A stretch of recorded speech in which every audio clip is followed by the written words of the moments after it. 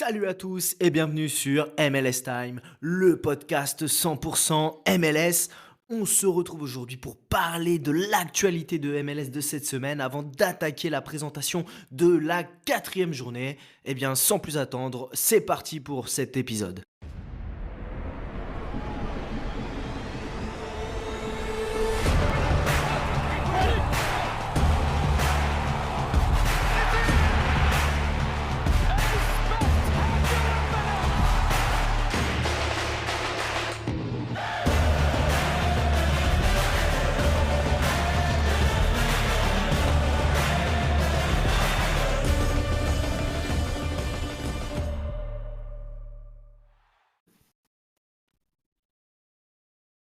On attaque tout de suite du coup par l'actualité de la MLS cette semaine qui a été assez chargée et dans un club qu'on aime particulièrement, c'est Montréal.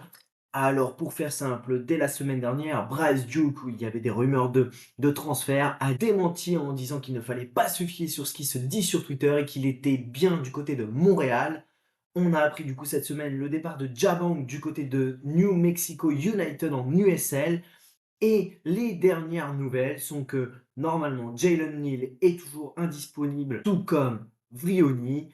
En joueur incertain, on aurait George Campbell, Samuel Piette, même s'il devrait jouer quelques minutes ce week-end d'après Maxime Truman. Caden Clark est encore incertain, tout comme Sinchuk. Donc voilà un peu les nouvelles du côté de Montréal qui petit à petit va récupérer ses joueurs, mais qui va encore être privé d'une majorité de joueurs, on va dire cadres de cet effectif. Du côté des Red Bull New York, gros coup dur, Lewis Morgan s'était blessé dernièrement et apparemment il est revenu à l'entraînement mais s'est directement blessé au genou gauche et il a dû être opéré ce mardi et il va être absent pendant au moins 6 semaines. Alors on sait que Lewis Morgan est un joueur qui est sujet aux blessures, qui avait manqué quasiment toute la saison il y a 2 ans. Terrible de perdre un tel joueur, en plus qui vient de re-signer pour un TAM. C'est un gros contrat qu'il a re-signé. On passe du côté de Houston qui a officialisé l'arrivée de Dwayne Holmes, donc qui arrive de Preston de Championship. Et par contre, il arrive blessé, donc le joueur devrait être prêt d'ici 5 à 6 semaines, nous dit Pat Onstad. Il a également ajouté que le staff médical de Houston était quand même satisfait de la manière dont il récupère. Voilà. Du côté de l'AFC, qui a joué cette semaine et s'est qualifié face à Columbus en CONCACAF Champions Cup, même s'ils se sont fait peur, hein. Ils étaient menés 2. Il suffisait d'un but à Columbus pour les emmener aux prolongations. Et ils ont marqué à la 96e minute sur un contre express de Cengiz Ünder, la recrue qui donne à Denis Bouanga l'inévitable. Donc Chirondelo a dit concernant Under qu'il l'effraie et qu'il lui faudra pas longtemps pour être dispo. Ça, c'était en fin de semaine dernière. Donc vous voyez, il a joué cette semaine. Il a également dit quelque chose d'assez intéressant, c'est que David Martinez et Nathan Ordaz pouvaient jouer, enfin être amenés à jouer à des postes différents. Donc ça veut dire qu'il compte sur eux. Et je pense en effet que ce sont des joueurs qui ont montré beaucoup de bonnes choses, surtout Martinez. Et on devrait peut-être le retrouver, pourquoi pas en numéro 10 sous l'attaquant. Information qu'il nous a donné Churundolo, c'est également que Marlon était out car il a un problème aux ischio-jambiers, donc il n'a pas joué en CONCACAF, mais il devrait être prochainement de retour, donc incertain pour ce week-end, je pense pas qu'il devrait être prêt. En tout cas, ça fait les affaires de Max Chano qui est sur le point de revenir. Il avait reçu un coup à la tête en pré-saison et du coup, il devrait prochainement revenir dans cet effectif qui est quand même bien fourni sur le plan de la défense centrale. On reste à LA, on va aller du côté du Galaxy qui a rétabli l'ordre de cette nuit en CONCACAF en s'imposant et se qualifiant au prochain tour. On a eu quelques infos de la part de Greg Vanney en début de semaine sur Mickey Yamane. Alors il n'a pas joué en CONCACAF Champions Cup parce qu'ils ne veulent pas prendre le risque, mais il devrait être sur la feuille de match ce week-end. Peut-être pas titulaire, mais en tout cas il devrait avoir peut-être des minutes et rentrer en cours de jeu.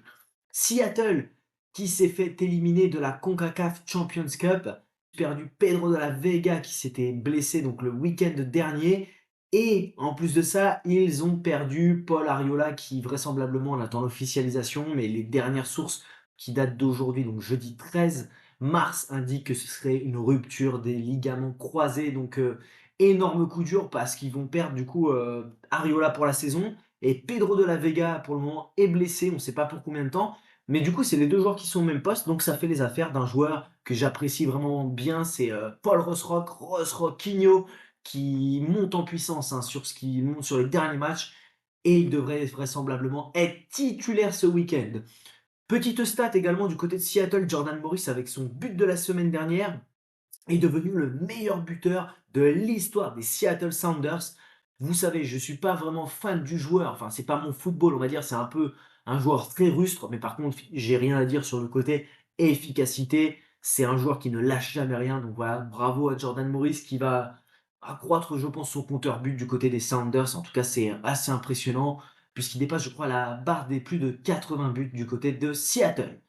On va aller du côté de Portland. Phil Neville nous avait dit la semaine dernière que Max Crépeau allait louper le match du week-end, mais qu'il devrait revenir très rapidement. On n'a pas eu vraiment de nouvelles cette semaine, donc voilà, à suivre du côté de Portland, la danse des gardiens, sachant que Pantemis, malgré un but, où pour moi il peut mieux faire, il a sorti 2 pénaltys, donc peut-être une bagarre entre Crépeau et Pantemis sur les semaines à venir. Est-ce qu'ici, on a eu des nouvelles de la part de Pete Vermes, de la part d'Andrew Brody, l'ancien joueur de Salt Lake qui est arrivé et qui n'a toujours pas joué. Il est blessé et Pete Vermes nous a dit que ça allait encore prendre quelques semaines. Vermes a également confirmé que le remplacement de Danny Rosero par Jason Miller la semaine dernière n'était pas prévu et il nous dit Danny Rosero est sorti car sa cheville le fait encore souffrir. Donc à suivre, je pense que le joueur devrait être incertain pour le match de ce week-end. L'Inter Miami, alors là, c'est vraiment un bourbier pas possible pour suivre cette équipe. Donc, alors, déjà, ce qu'on sait, c'est que Balthazar Rodriguez a signé en prêt jusqu'en 2025 avec une option d'achat, un jeune joueur au milieu de terrain pour Miami. Drake Callender est de retour. Il n'a pas fait le déplacement en Jamaïque pour jouer les Cavaliers. Mais par contre, ce week-end, vu qu'Ostari est suspendu, on pourrait le voir de retour dans le but. Alors là, j'enregistre, on est le jeudi 13 mars. Miami joue cette nuit. Ils se sont déplacés sans Busquets, mais par contre, Alba, Messi et Suarez sont dans le groupe. Apparemment, Messi devrait jouer, ce que je comprends pas vraiment face à une équipe faible que Miami a déjà battu 2-0 au match aller. Donc, à suivre. Je comprends pas trop où veut aller Mascherano avec Messi, mais bon, voilà. On verra ce qui se passe cette nuit. En tout cas, je pense que Messi va clairement avoir du mal à enchaîner, hein, de ce qu'on comprend. Il n'a pas récupéré de sa blessure de l'année dernière à la cheville, donc c'est quelque chose qui traîne et qui le dérange pour enchaîner les matchs. Du côté de Chicago, alors on a eu mardi une info comme quoi Kevin Acosta n'était pas présent car il est sorti blessé ce week-end. Carlos Terran s'entraînait en individuel. Aujourd'hui, jeudi, on a eu le retour de Zinkernagel à l'entraînement. On n'avait pas eu de retour sur la nature de sa blessure. Et Jonathan Bamba, qui était absent en début de semaine, est revenu à l'entraînement aujourd'hui. Du côté de Dallas, alors c'est juste pour vous donner une information, Lucho Acosta, vous savez qu'il est dans un processus pour pouvoir jouer pour l'équipe des États-Unis et il est toujours pas sur le coup puisqu'il a dit qu'il est en train de préparer les documents et qu'ils seront bientôt disponibles, donc il attend de voir s'il peut être sélectionné pour l'équipe des États-Unis. On rappelle l'échéance l'année prochaine, c'est la Coupe du Monde aux États-Unis, donc Lucho Acosta aura peut-être son mot à dire pour faire partie de cette équipe. Du côté de New England, alors Caleb Porter a fait un peu de la politique toute la semaine, a essayé de rassurer les supporters en conférence de presse, comme quoi ça allait être long à se mettre en place.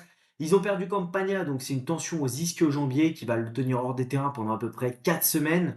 Et Porter nous confirme en fait en conférence de presse qu'il va louper les 3 prochains matchs minimum. Chankala et Miller étaient de retour à l'entraînement, mais en individuel aujourd'hui, donc jeudi 13 mars. Donc c'est deux joueurs qui vont être importants pour la suite, hein. Miller a fait une très bonne impression en pré-saison sur le début de saison de Chankala, on le rappelle, hein, joueur ailier qui va faire du bien sur son retour pour le côté gauche de l'attaque. Cincinnati qui s'est fait sortir en CONCACAF Champions Cup et d'une manière assez radicale. Pat Noonan a clairement dit qu'ils étaient à court d'énergie, qu'ils avaient plus les jambes et qu'ils avaient plus la confiance nécessaire pour continuer à bien jouer. En gros, c'est une équipe, comme je le dis depuis quelques temps, qui a l'air fatiguée. Et là, ils l'ont vraiment payé en CONCACAF. En tout cas, ils sont en train de finaliser l'arrivée de Brad Smith, un ancien de Houston et qui a fait plusieurs clubs de MLS, qui est latéral gauche. Et Pat Noonan nous a dit qu'il espère que Miazga sera prêt physiquement et mentalement d'ici quelques semaines. Donc voilà, c'est encore très incertain du côté de Miazga et son retour de sa blessure des ligaments croisés. Du côté de Charlotte, qui va jouer Cincinnati ce week-end, on a Brandon Cambridge qui est de retour à part à l'entraînement. On a également eu l'arrivée de Souleymane Doumbia, qui est un latéral gauche qui signe en prêt jusqu'au 31 décembre 2025. Il était au Standard Liège. Donc moi j'en déduis que ça veut dire que Tim Rim devrait retrouver sa place aux côtés de Malanda dans l'axe, à moins que Doumbia ait été pris en tant que backup. Columbus, une autre équipe qui s'est fait éliminer donc, par LAFC en CONCACAF Champions Cup. Wilfried Nancy nous a dit que Steven Moreira ne sera pas disponible contre San Diego et devrait être absent au moins 10 jours.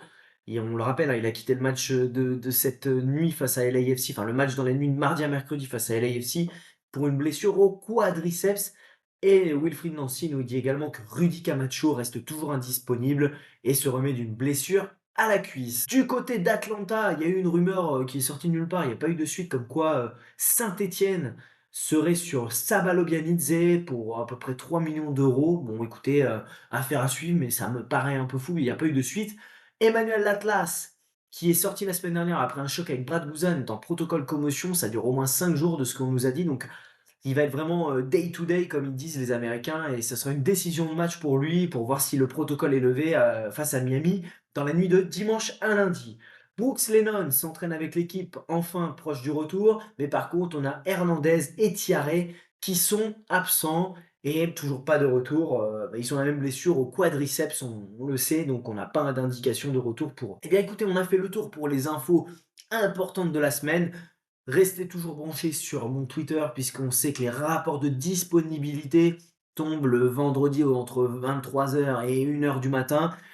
Donc c'est clairement là où vous aurez toutes les informations des derniers joueurs présents, absents, incertains, des surprises. Eh bien écoutez, sans plus attendre, on va aller du côté des match-ups de MLS. Allez, c'est parti. Comme tous les jeudis, on attaque la rubrique où je vous présente les match-ups pour cette semaine. C'est pas évident, je vous avoue, avec l'enchaînement en CONCACAF, il y a beaucoup de match-ups qui sont compliqués. On va attaquer par les Red Bull New York qui vont recevoir Orlando. Alors clairement un match qui est vraiment difficile à lire, hein. C'est un match où les Red Bull New York ont quand même du mal offensivement. Choupo-Moting a du mal tout simplement, n'a pas été décisif et a du mal à se montrer, même s'il est plutôt pas mal en point d'appui. Forsberg est clairement le maestro et le joueur qui fait le jeu et qui allume la lumière, comme je le dis régulièrement. On a une équipe quand même défensivement qui est très solide des Red Bull New York, qui encaisse très peu. Je vois bien une victoire 1-0 ou 2-0 des Red Bull New York dans ce match. Mais attention, parce que Orlando encaisse beaucoup, mais Orlando a une belle attaque et sait être très surprenant en transition rapide. Ils sont quand même imprévisibles, ils ont déjà mis 7 buts, mais ils en ont encaissé 8 en 3 matchs. Donc voilà, pour moi, c'est un match où je vois quand même les Red Bull New York l'emporter. Je me dis qu'ils peuvent tenir le clean sheet, donc Coronel Eli peuvent être des joueurs très intéressants sur le plan défensif et bien sûr Forsberg à domicile est toujours un call très sympa pour les joueurs de fantasy puisque c'est lui qui est à la manœuvre. Si je devais choisir un joueur du côté de Orlando, je dirais pourquoi pas Pasalic qui confirme et qui est en forme, en tout cas au niveau des passes décisives. Donc voilà un peu les calls que je pourrais faire, même si bon, j'irai quand même du côté des Red Bull New York que je vois favoris. Le second match, c'est Toronto qui va recevoir Chicago. Alors pour moi, le entre guillemets bonbon du week-end, il est ici et c'est la cote de Chicago qui s'est imposée la semaine dernière à Dallas.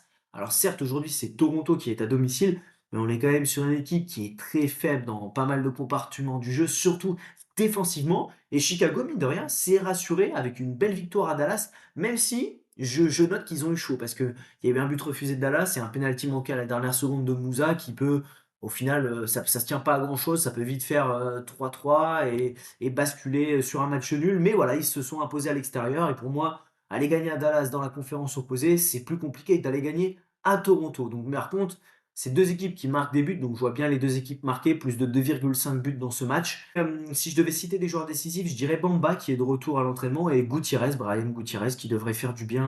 On va passer à NYCFC qui va recevoir New England. C'est un match qui est assez compliqué, même si je vois New York favori et l'emporter dans ce match, hein. Ils se sont rassurés avec une bonne victoire à domicile face à Orlando. Je les vois bien récidiver. New England m'a quand même marqué 0 but en 3 matchs. Ça repose beaucoup sur Carles Reel. Ils perdent leur attaquant titulaire, Léo Campagna, donc c'est Max Urruti qui va jouer.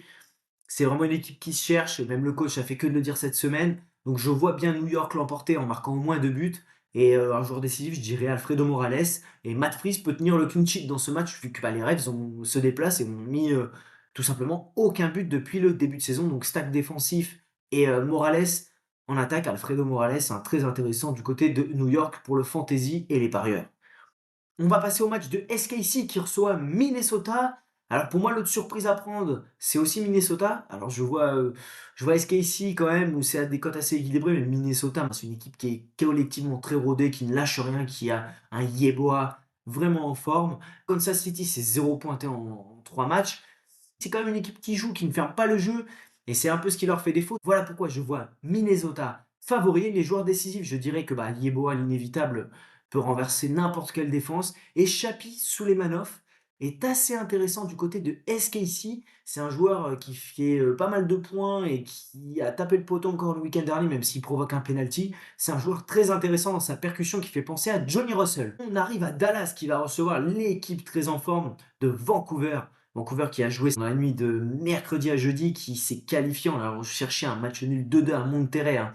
Vancouver est des plus petites masses salariales de MLS et Monterrey, c'est une masse salariale à plus de 30 millions, comme je l'avais dit dans un épisode, donc c'est une vraie perf, surtout sans Ryan Gaul.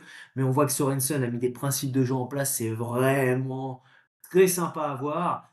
Bon, Dallas a été surpris par Chicago à domicile, mais je pense que Vancouver peut peut-être accuser le coup sur ce match. Ils ont joué en midweek, ils vont rejouer encore en Champions League la semaine prochaine, donc je vois bien les deux équipes marquer, mais quand même plus de 2,5 buts. Et je vois Dallas légèrement favori. En tout cas, si je devais prendre des joueurs de fantasy, j'irais sur la paire Lucho Acosta, Musa. Je pense que c'est deux joueurs qui vont être intéressants. Toujours surveiller le fait que Dallas a pris au moins deux buts à chaque match. Il concerne un penalty encore le match dernier. Donc pourquoi pas encore un but de Brian White qui n'a pas commencé titulaire en midweek. Houston qui va recevoir Salt Lake. Alors là, c'est un match qui est très illisible. C'est des équipes. Alors Houston, c'est 6 buts encaissés. Salt Lake, 7 buts. C'est des équipes presque il y a une saison ou deux, je vous aurais dit, c'est le 0-0 des familles. Oh, vraiment le match à éviter pour moi, il est ici, Houston, Salt Lake, c'est illisible. Saint-Louis va recevoir Seattle qui est éliminé de CONCACAF Champions Cup, mais qui a perdu Ariola et Pedro de la Vega, comme je vous le disais. Donc Saint-Louis se sont rassurés avec une belle victoire 3-0 contre les Galaxy, même si le score est, comme je le répète, assez flatteur. Mais Seattle a quand même fait 7 matchs en 21 jours, donc c'est assez dingue. C'est un match tous les 3 jours. Saint-Louis est pour moi favori dans la fraîcheur et dans ce qu'ils arrivent à montrer. Il leur manquait l'efficacité. Je pense que là, leur saison est lancée. Donc, ça reste un match quand même à éviter au niveau du 1N2 pour moi, mais au niveau du fantasy, je dirais que Marcel Artel est un très bon pick, la semaine dernière, il a été décisif et je le vois encore bien cette semaine dans ce match. Seattle est capable d'aller tenir un match nul à Saint-Louis, hein, attention à préciser, hein, je pense que ça va moins tourner vu que maintenant ils vont avoir de la récupération en semaine et plus avoir la CONCACAF Champions Cup. Donc, toujours se méfier de cette équipe de Seattle. On le voyait la semaine dernière, hein, ça allait être peut-être compliqué contre LAFC, ils ont mis leur équipe bis et ils ont coché une belle victoire 5-2 face à LAFC qui était très solide jusqu'à présent. Une équipe qui est solide, c'est San Diego et qui va avoir le gros morceau qui est Columbus. Columbus, c'est pareil, hein, c'est 5 matchs en 17 jours, éliminés de CONCACAF, ils ont failli faire une remontada, ils ont usé beaucoup d'énergie. Donc je pense que San Diego, qui est la belle surprise avec une défense mine de rien solide, une attaque intéressante, même s'ils n'ont pas Lozano, peut vraiment leur faire du mal au niveau de la fraîcheur, hein, mais bon, Columbus, on sait qu'il leur manque un neuf pour être tueur, mais ils arrivent quand même à marquer des buts et s'en sortir parce qu'ils ont d'énormes principes de jeu de Wilfried Nancy. Je pense qu'on est sur un match où ça peut être serré et qu'on est à moins de 2,5 buts. Après, sur les joueurs, je dirais qu'on peut avoir Anders Dreyer de décisif et Diego Rossi du côté de Columbus. Donc voilà, c'est un match qui reste quand même assez compliqué à lire du fait de l'enchaînement de Columbus et de la jeunesse de cette équipe de San Diego. Malgré leurs résultats, ils vont tomber sur l'une des plus belles équipes de MLS. Voilà, donc à éviter. Un autre match que je vois à éviter, c'est Portland qui reçoit LA Galaxy. LA Galaxy, attention, même s'ils ont perdu 3-0 contre Saint-Louis, je le dis, ils montent en puissance. Ils ont, mine de rien, fait une belle victoire en CONCACAF. C'est toujours rassurant, vous marquez des buts, vos attaquants marquent des buts. On se souvient la semaine dernière, les loupés de Gabriel Peck et le manque de réussite offensive des Galaxy. Je vois les Galaxy favoris, hein. Moi, je les vois gagner, mais par contre, vous donnez des joueurs décisifs, je dirais, bon, Gabriel Peck, c'est impossible de ne pas le citer, il peut tout le temps être décisif. Et du côté de Portland, pourquoi Pereira da Costa? Parce que je ne vois pas les Galaxy tenir le clean sheet. Je vois bien plus de 2,5 ou plus de 3,5 buts dans ce match. Ça peut être un match fou, hein, celui-ci, donc assez intéressant au niveau des stacks offensifs. Par contre, défensivement, c'est deux gruyères qui sont encore en train de se rechercher. Et il faut noter le fait que Greg Vanney n'a pas été satisfait de notre ami Mikovic au but et que McCarthy pourrait enchaîner. Et on termine par un des matchs les plus illisibles, c'est Atlanta qui va recevoir Miami. La question c'est Messi or not Messi.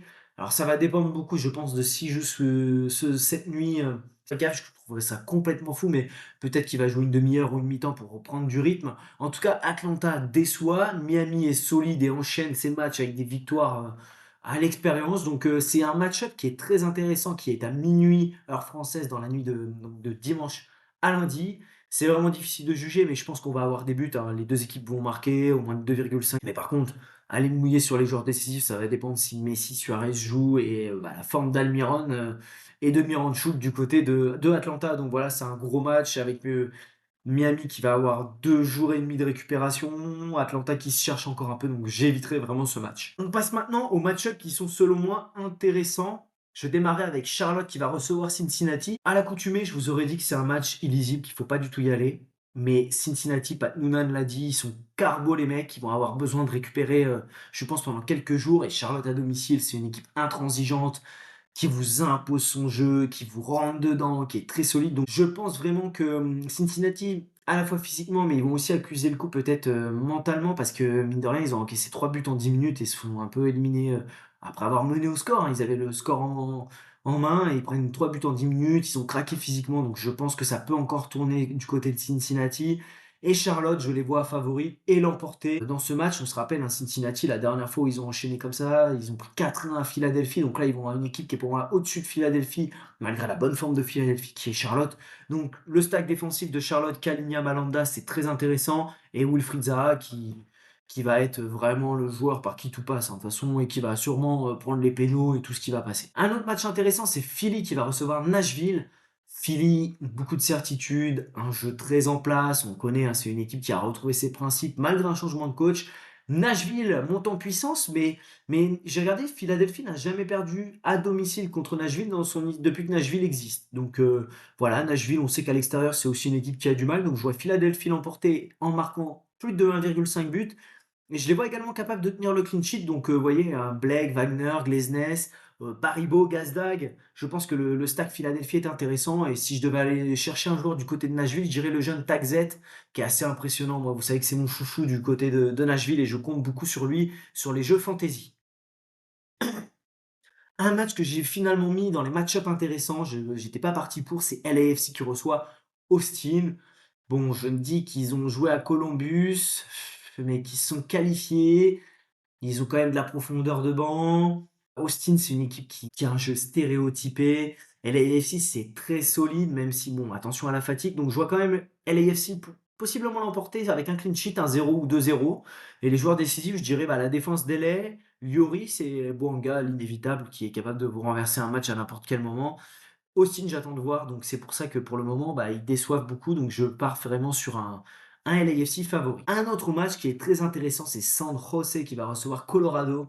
Alors là, je pense qu'on peut être sur un match où les équipes offensivement vont être très intéressantes. San Jose a été surpris la semaine dernière, beaucoup de nervosité, peu d'occasions.